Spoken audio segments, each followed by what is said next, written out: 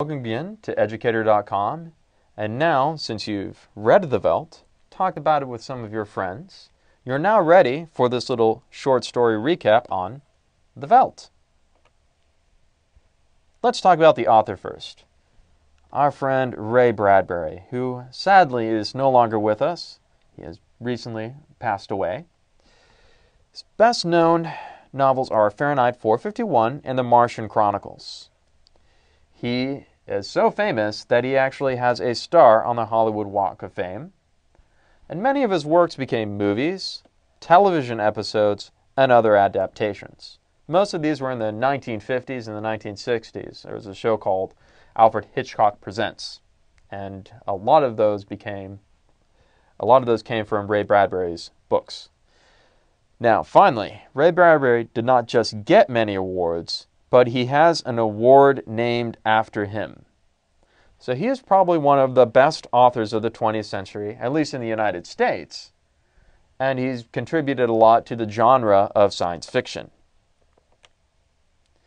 Now, about this short story, there's a couple things that you should know about the context and the setting. Well, first off, it's the Veldt, aka The World Children Made Better, which was first published in 1950.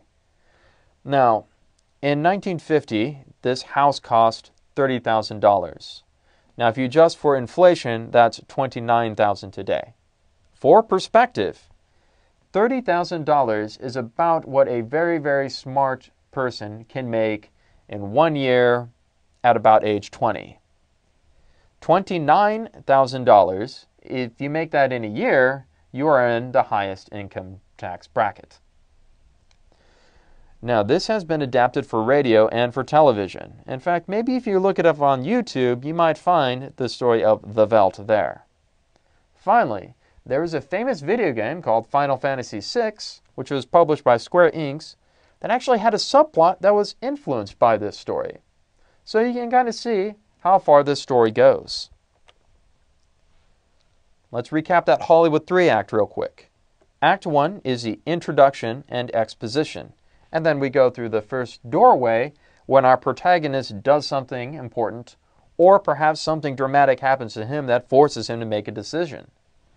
Act 2 is all about the rising action. The tension's going to grow and grow and grow and escalate. And then it's going to explode into a climax in Act 3. And then there's going to be the downward motion. How does this story start out?